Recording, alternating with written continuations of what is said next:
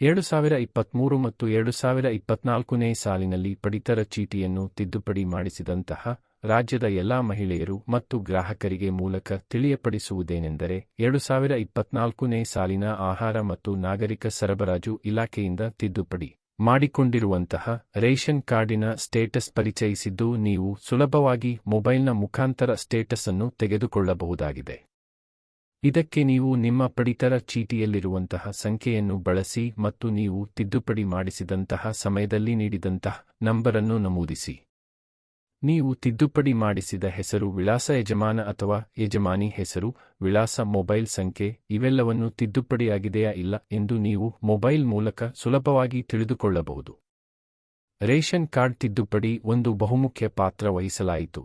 ಇದರಿಂದ ನೀವು ಸರ್ಕಾರಿ ಮತ್ತು ಅರೆ ಸರ್ಕಾರಿ ಯೋಜನೆಗಳ ವಂಶವನ್ನು ಪಡೆಯಲು ಅರ್ಹರಾಗುತ್ತೀರಿ.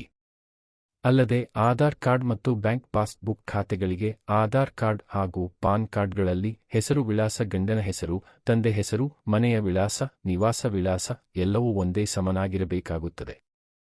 ಇಲ್ಲವಾದರೆ ಈ ಕೆವೈಸಿ ರದ್ದಾಗಿ ಯಾವುದೇ ಸರ್ಕಾರಿ ಸೌಲಭ್ಯಗಳು ದೊರೆಯುವುದಿಲ್ಲ. ಮೊದಲಿಗೆ ನೀವು ಈ ಕೆಳಗೆ ಕೊಟ್ಟಿರುವಂತಹ ಲಿಂಕನ್ನು ಒತ್ತಿ ನಂತರ ನಿಮಗೆ ಅಲ್ಲಿ ಈ ರೇಷನ್ ಕಾರ್ಡ್ ಎಂಬ ಆಪ್ಷನ್ ದೊರೆಯುತ್ತದೆ. ಅದರ ಮೇಲೆ ಕ್ಲಿಕ್ ಮಾಡಿದಾಗ ನಿಮಗೆ ಮತ್ತೊಂದು ಪುಟ ಓಪನ್ ಆಗಿ ಅಲ್ಲಿ ತಿದ್ದುಪಡಿ ಸ್ಥಿತಿ ಎಂದು ಆಪ್ಷನ್ ದೊರೆಯುತ್ತದೆ. ಅದರ ಮೇಲೆ ಕ್ಲಿಕ್ ಮಾಡಬೇಕು. ನಂತರದಲ್ಲಿ ನಿಮ್ಮ ಪಡಿತರ ಚೀಟಿ ಸಂಖ್ಯೆಯನ್ನು ನಮೂದಿಸಿ ಅದರ ಕೆಳಗೆ ನೀವು ತಿದ್ದುಪಡಿ ಮಾಡಿಸಿದ ಸಮಯದಲ್ಲಿ ಸಿಎಸ್ಸಿ ಸೆಂಟರ್ಗಳಿಂದ ಪಡೆದುಕೊಂಡಂತಹ ಸಂಖ್ಯೆಯನ್ನು ನಮೂದಿಸಿ ಸಬ್ಮಿಟ್ ಕೊಡಬೇಕು. ಅನಂತರದಲ್ಲಿ ನಿಮಗೆ ಮತ್ತೊಂದು ಪುಟ ತೆರೆದುಕೊಂಡು ಅಲ್ಲಿ ನಿಮಗೆ ನೀವು ತಿದ್ದುಪಡಿ ಮಾಡಿಸಿದ ಪಡಿತರ ಚೀಟಿಯ ಎಲ್ಲಿ ಬದಲಾವಣೆ ಆಗಿವೆಯಾ ಇಲ್ಲ ಎಂದು ಮಾಹಿತಿ ದೊರೆಯುತ್ತದೆ.